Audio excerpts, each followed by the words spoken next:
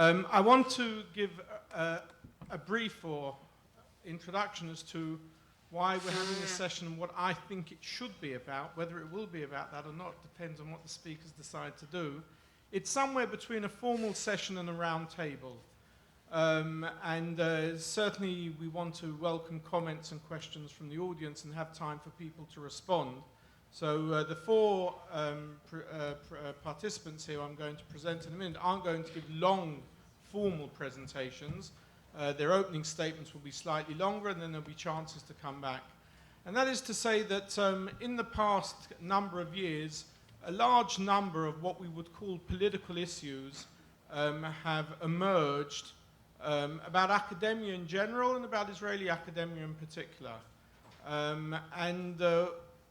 Just a number of examples is, of course, first of all, the whole discussion and debate around the boycott, or BDS, and the Israeli response to that. So I've spent much of the past few years leading the Israeli response to boycott debates, particularly in Europe and especially in England. There's been the whole issue, as I'm sure some of you are aware, of an unknown department called the Department of Politics and Government in Israel, of which I was one of the two founders. And now I'm Dean of the faculty, and there's been a big debate over the past year as to the nature of political intervention from outside in the way that this department is structured and is run. There's been the whole issue in the past year of the recognition of a university in the occupied territories, Ariel, which has also raised political issues from here, there, and other. And what is interesting about this session is, in a sense, I don't intend for any one of these particular issues to be discussed or debated or argued, because I don't think there's much point in that. But I think together they raise a number of very major questions concerning, as the title was, the relationship between the state and academia. And the nature of what is academic freedom, are there borders to academic freedom? And I suggested rather late, I have to say, and apologize to the participants in that, I sent out very late last night and this morning a number of questions that I would like very much the panel to address, and whether they will or not is completely up to them at the end of the day. And if you'll allow me, I'll just read very briefly the 3 or 4 questions I threw out, which I thought would be relevant for this debate. First of all, what, if any, are the borders of academic freedom? And does the concept of academic freedom allow any of us to have a license to say anything and everything we want in the name of our status as professors, even when others may argue that this is harmful to an institution or to a political narrative? Secondly, to what extent are societies which are in conflict, of which Israel, of course, is a classic example, more sensitive to issues of academic freedom and intervention in the academia by outside bodies? Thirdly, should external bodies, be they governmental bodies such as, in the case of Israel, a Council of Higher Education, in other countries, whoever is in charge of higher education, or even private philanthropists, be allowed to intervene in the academic content and curricula of what is being taught and researched at the universities? If I was to translate that question into Hebrew, I say, should we always accept that Baal HaMe'ah hu Baal HaDayah, the person who provides the funding, therefore should also decide what is and what is not? Or is that, in a sense, an antithesis to what the independence of higher education is about?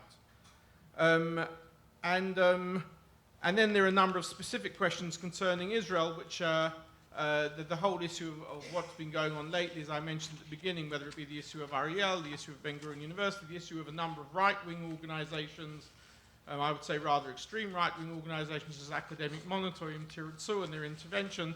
So there's a whole range of political issues, ranging from the very general, which doesn't necessarily deal with Israel in any way, to the nature of Israel vis-a-vis the outside world, boycotts, responses to boycotts, and in terms of the internal discourses within Israeli universities and the nature of the relations between the universities and the state, and who are the stakeholders, and what rights and powers should the stakeholders have, etc. So there's a wide range of issues. They're obviously very sensitive issues, and I would like to ask very much, both from the panelists and from the audience, that we do have a very civil discussion about the wider issues, and we don't get bogged down into the rights and wrongs of any one particular case, because I can assure you, for any one narrative which is presented here, someone else will present the alternative narrative, and there's no point in that. We're not looking for a left-wing, right-wing debate here as to who is right or wrong in any of these particular situations, but trying to deal with some of the bigger issues. And of course, they don't just relate to Israel, they relate to academia as a whole. But I think there are some extra sensitivities in the case of Israel. So I would like to frame the debate around those issues, and hopefully that's a direction we'll take. We have 4 very distinguished panelists here, and I'll just go from left to right, or should I say from right to left? That's a sensitive issue here.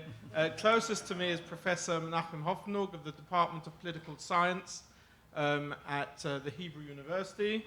Next to him is Professor Joel Migdal, who I have a Political Science, University of Washington, Seattle. I don't need to present to any of you.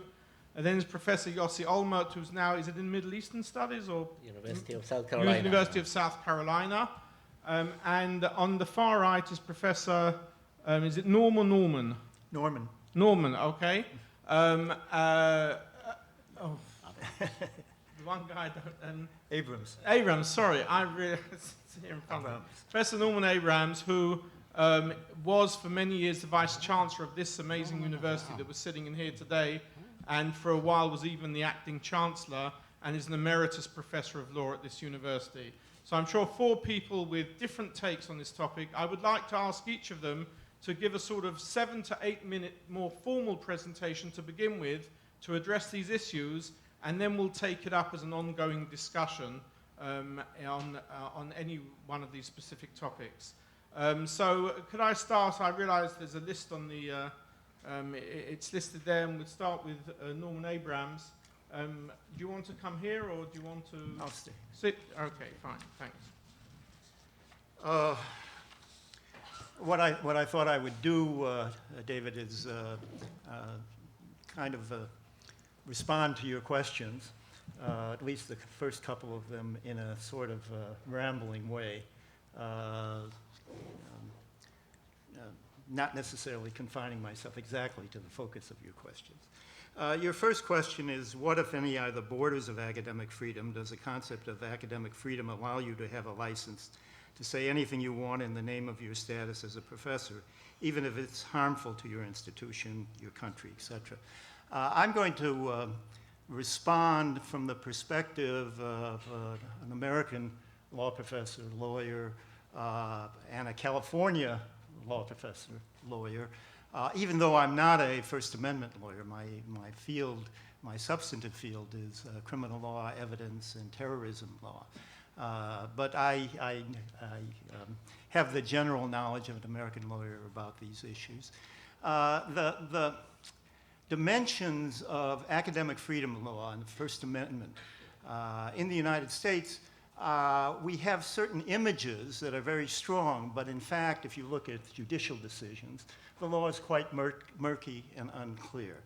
The images we have are that if you are speaking outside of the campus, off campus in effect, in a public venue, you write an op-ed, you give a lecture, that really there's no limit on what you can say, and there's nothing that you can say that should be sanctionable by the government or by the university. Now that's the image. At the same time, there's an obligation that's more often honored in the breach rather than the observance, that when you speak off campus, you should make a point of indicating that you're speaking as a private citizen and not as an academic. Now, you always want to identify yourself in your academic capacity, and the University of California, for example, has very specific rules on that, again, not always honored, that you are supposed to make clear that you are speaking in a private capacity. Now, what about in the classroom? Well, the standard rule is that within anything that is relevant to the subject matter of the course that you're teaching or the lectures you're giving, you should be free to take any position you want. I have a personal view here, and I'm not sure that it reflects the law. I think it does, but I'm not sure. That there are what I would call abuses in the exercise of academic freedom. My view is in the classroom. My view is that if you use the classroom as a platform for advocacy of a particular view to the exclusion of other views, without treatment of other views, without any effort at all at balance of some kind, that you're abusing the privilege of the classroom and the privilege of academic freedom. At the same time, and this is an interesting line to draw, I don't think that you should be sanctionable for doing that. And the reason is very simple. If we permit sanctions for what goes on in the classroom, the line drawing problem becomes impossible. And the potential for censorship, for intrusion into what faculty do is going to be inevitable and very difficult to control. So on the one hand, I'm saying you can abuse your position. You should not, obviously. On the other hand, I'm saying that you should not be sanctionable for that. Another position that Aryeh Sapoznik and I had a little discussion of at lunch that actually led to his asking me to participate in this panel. My view is that as a faculty member, I have this wide range of protection based upon the notion of academic freedom and First Amendment protections. But in an administrative position, I don't think I have the same protections. I served, as David indicated, for a long time, for 10 years as a vice chancellor on this campus. Now, I can imagine, it's probably inconsistent with my makeup, but I can imagine the following. I served as vice chancellor for what we call academic personnel. I had final authority for 10 years over faculty appointments and promotions on the campus and salary setting. Now, suppose I had gone off campus and I had made a very controversial political speech that inflamed the faculty against me personally for the positions I was taking. Would that have compromised my ability to perform my tasks my responsibilities as a vice chancellor? Perhaps. Could I have been removed from my position? Yes. I served at the discretion of the chancellor. I did not have tenure as a vice chancellor. I use that as an example. I don't think that administrators in the campus environment have the same degree of academic freedom as faculty in their faculty roles. One final point, the University of California has constitutional status under the state constitution. The state constitution creates the university and says that it is autonomous and is to be administered by the Board of Regents. The Board of Regents, in turn, have delegated authority. But that constitutional provision adds another dimension to the academic freedom set of issues in California relating to the University of California. That autonomy is often the basis for decisions regarding academic freedom rather than First Amendment or the professional concept of academic freedom. Let me stop there. Okay, Menachem, please. Yes. Well, in principle, I do tend to agree with Professor Abrams, but I think that we may differ later when we get to specifics.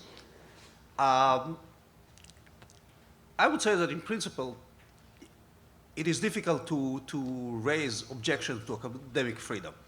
If you like to encourage free thinking, then you do have to acknowledge academic freedom. But when we come to specifics, it is a little bit trickier. And I like to give the example of class.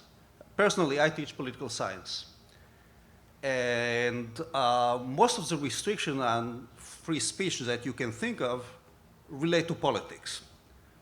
So the scenario almost every year is like that. I come to class, and I start to speak with the students about various subjects, and at some point, someone raises hand and say, well, it is your personal opinion, and you should not talk politics in class.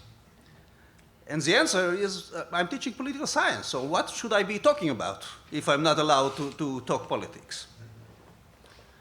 And it goes like that. Now, it is becoming even more complicated because one of the courses that I teach is law and politics, and both disciplines are based on values. You take for granted the acceptability of certain values, and those values are sometimes questioned by the students and by other people. For example, the equality, which is basic here, it is not taken for granted in Israel. There's all kinds of arguments about why should there be differences between, not in principles, the principle is accepted, but when it comes to practice, it is trickier. Then again, it comes again, and I'm expressing my own views on certain points. And students raise questions again, and my position on that is I am bound by objectivity to look at the facts. But when I look at the facts and I make an opinion, I'm not from the UN. I do have an opinion. And sometimes I discuss it in class. What I do is to let, as Professor Abrams said correctly, the students raise objections to argue with me. In fact, I'm very happy when they argue. But in class, if you don't do it in the right way, it can be very destructive to the class. And I'm aware that part of the reasons that came to the surface in Israel are tied to people who didn't know how to handle the class, and therefore they were accused later of being one-sided. If we try to move from class to national politics, then we do have other problems. And I like to take the issue of Council of Higher Education, which Professor Newman knows for well from his own experience. I think many of the people here found themselves, with regard to the actions of the Council of Higher Education in Israel, in some cases opposing the stand taken by the council, and in other cases objecting. And I'll give you examples. A couple of years ago, there was a problem with overseas colleges that taught in Israel. Initially, they were given almost free license to teach everything, and there's a question of academic standards. So the accreditation was taken by one from the colleges. Then came the issue of the Department of Politics in Ben-Gurion. And again, it was placed as something of academic standards. And some people believed that it was academic standards. That the notion of closing the university, so the department. So in one hand, you are all in favor of the council for closing colleges that simply sell degrees. On the other hand, when it comes to the department and the university, you are against it. And you are in favor of the council when they object to the creation of a university in Ariel. I mean, the Council of Higher Education raised quite substantial objections against the opening of Ariel, claiming that it was You not mean the recognition of Ariel? It was already opened. the recognition as Ariel as a university. University. Yeah, you're correct on that. That's correct, because it was there before. So, thank you. So, I mean, it depends how you phrase the issue. But I would say that sometimes to draw the line between academic standards and academic freedom is very tricky, and I'm not sure that I have the right answer. All I have to say is that we sometimes do have to treat it with caution. John Migdal. Thank you. Very interesting. So, everywhere, not only in Israel, can you hear me? I will use it. Okay. We have two values, and this has been said already. There are two values which are seen as kind of absolute values, and these values can clash. One is academic freedom, and within academic freedom, the key bulwark that protects academic freedom, that is, making a professor sanctionable, is tenure. And the other value is the ability of the state, particularly in where it gives significant resources to an institution, to authorize those institutions and the various degree programs. That is accreditation. Now, what I would argue is that the line here for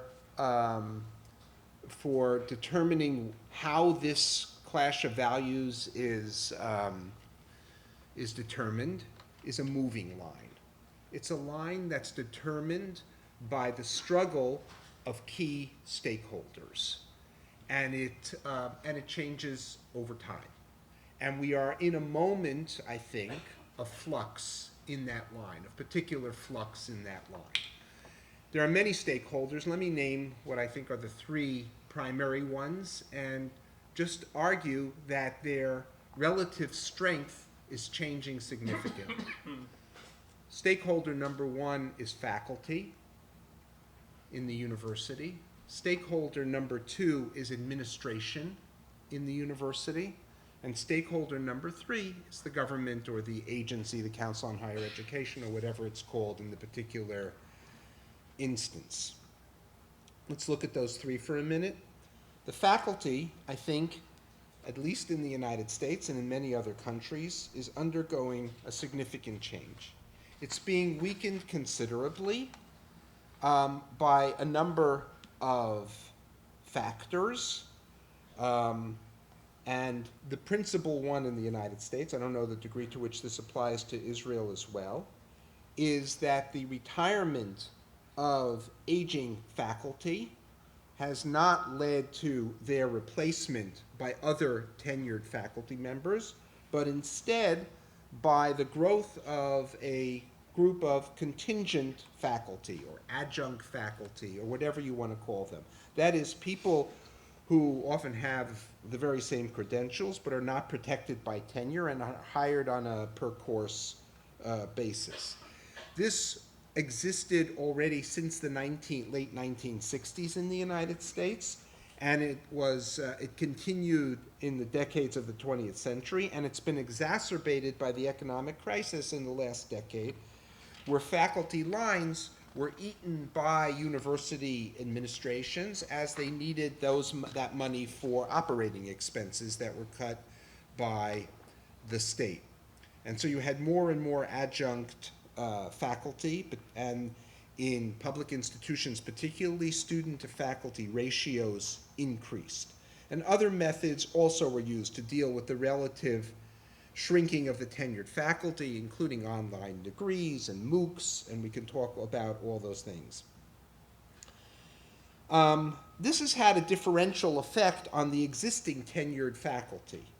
Elite tenured members have been privileged in some ways, but the overall effect on the faculty as a whole, as a body, has been to make it a diminishing player in the governance of the university and with substantially reduced strength in presenting its stakeholder view on academic freedom, which is obviously to maximize the academic freedom of any individual faculty member. My colleague Paul Burstein put it this way. He said, "What has been happening over the past several decades is truly amazing. The substantial dismantling of the tenure system with little discussion. No one has to announce we're dismantling the tenure system and thereby provoke a storm of protest. Instead, little by little, university administrators just fail to replace tenured faculty who leave or retire with similar faculty." Now, that means that the weakening of the tenure system has fewer faculty with the kind of armor to speak their minds without fear of retribution, and therefore in playing a significant role in planning the university of the future. What about administrators? Within the university, the weakening of the faculty has been accompanied by the strengthening of administrators. And it's reflected in a couple of statistics. In 1975 in the United States, colleges employed one administrator for every 84 students. By 2005, 30 years later, the administrator-to-student ratio had dropped to one administrator for every 68 students. Between 1998 and 2008, America's private colleges increased spending on instruction by 22%. They increased spending on administration by 36%. Benjamin Ginsberg has been the big name in writing about the fall of the faculty, the rise of the all-administrative university and why it matters. And while he may overstate the case at some times, he writes, "The growth in the ranks of administrators, 85% growth, associated professional staff, 240% growth, has far outstripped the increase in faculty, 51% growth between 1975 and 2005. Also, at the same time, the rate of increase of administrative salaries has far outpaced the increase in academic professors' salaries. So while both professors and administrators have cause to be wary of the state's involvement in the academy, they come at the issue with vastly different interests and different strengths, and I think a different point of view as well. What about the state? Neoliberalism has changed the role of the state in universities to some extent.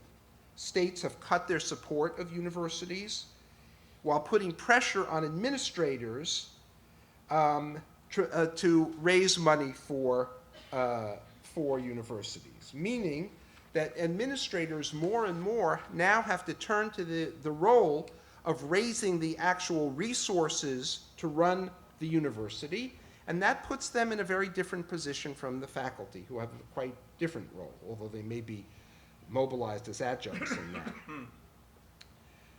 States, at the same time as they have cut the resources through neoliberal policies, have struggled to maintain as much control as they had in the past in, quote, authorization of institutions and degree programs. That is the accreditation and control.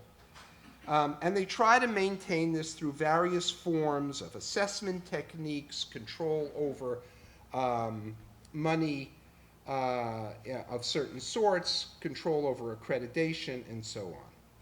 So what we have seen is the battles are much more overt now than they were in the past, and the lines of those battles have changed significantly. I'll talk maybe a little bit later about the way that battle has been fought out, but I think it's enough for the moment. Yossi, Olmert. Thanks so much. I must say, in the interest of transparency, that as you mentioned, Ariel, I was a member of the board in Ariel for years, but it's nothing to do with any academic merit. He just told me from Likud, look, there are only 2 doctors in Likud, so they should be in the board. But the fact of the matter is that I really prepared myself for a discussion about Ben-Gurion as being like an example of the question on end, but then Gadi and David told me that it's not about Ben-Gurion. So I decided to be a good boy. And then David provoked my little kind of ire by referring to Im Tirtzu and the other the academic monitors extreme right wing, which is a judgmental opinion, is at the same time when he referred to the BDS, it was just BDS, it wasn't extreme left. So I think that if we talk politics, we can talk politics, but I would not like to talk politics. It was my only political comment. Of course, the question of academic... I'm trying, see, but it's very difficult for me sometimes. The only problem with David is that he's a supporter of Tottenham and I'm an Arsenal guy, and that's a big, big issue for those who know something about London. I could take anything from Yossi, except I'm afraid you'll have to leave the panel now. I think that you would like to do it at any rate in the end of my talk, yeah. On the question of academic freedom, obviously, I mean, I'm on the side of everybody who says that there should be as much academic freedom as possible. I just wonder if academics should be the only group in society that would enjoy total freedom as opposed to any other element in society that doesn't have absolute freedom. And even on the question of the First Amendment, we have now this big controversy about this fellow who is running around all over the world, and now he's attorneys in America already talking, there's a question of First Amendment. So even in America, we had examples of how professors were thrown out of state universities. The most famous example was with Ward Churchill from University of Colorado. And I can give you more examples because before coming here, I inquired with people in my university, which is a state university, and the guy who deals with this issue gave me a long list of controversies that are taking place right now in many American universities over issues which are very identical to the problems that beset the question of BGU, University of Ben-Gurion in Beersheba. So being an advocate for Israel, it was a paper that I gave yesterday, I'm tempted to say that I don't think that the situation in Israel is in any way worse than it is in America. And I don't know if that in itself is a criteria for anything.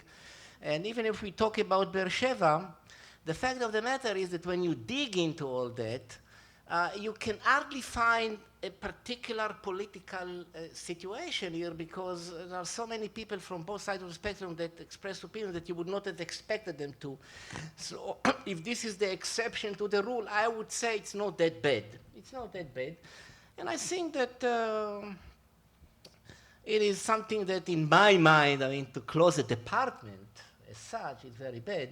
But I would raise an issue here about those professors who call upon other universities in the world to boycott their own universities in Israel.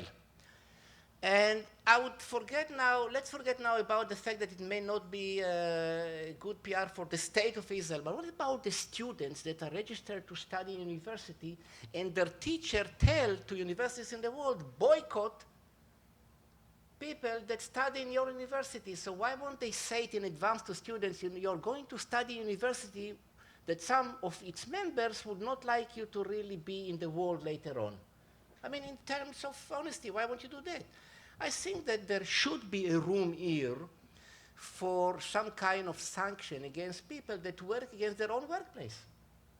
I mean, in any private company, if you come out and say that you want to boycott the goods of the company, you will be fired. No, I think that it goes without saying. And I don't understand why a professor who says that I teach university, it should be boycotted, should be exempted from what would happen to him in any other institution of society only because he's an academic. Now, I don't want to go beyond my 7 or 8 minutes, so I would like to raise 2 issues that were not raised here by any of the panelists. So I was thinking while they're talking, what should I say that will not be repetitive for others? And these are 2 elements about the American system which I believe ought to be mentioned here. And they would open perhaps a new angle for all this. One of them is the question of adjunct professors. Now, here is Laura Cutler from our American university. In American University in Washington, 48% of the teaching load is done by adjuncts. And adjuncts are modern-day slaves. They have no rights. They are nothing. They are thin air.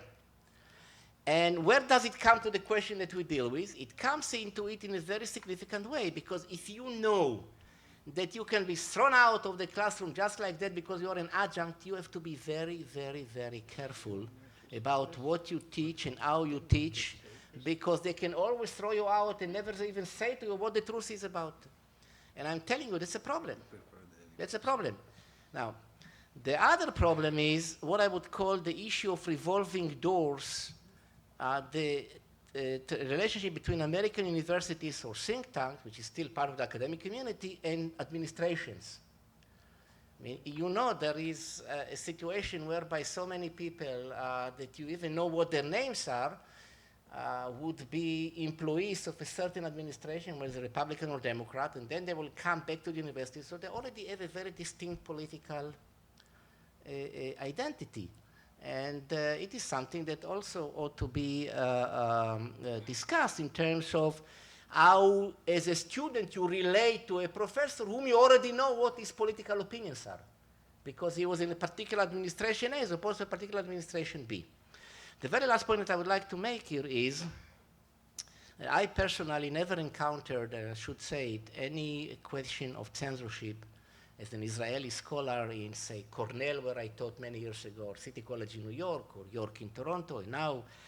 But what I have encountered, and it's not just me personally, so forget about me now, is that in recent years, and I think that my colleagues here would identify with that, at least would relate to it, is that there is a tendency in many universities to say Israeli professors cannot teach Middle Eastern studies.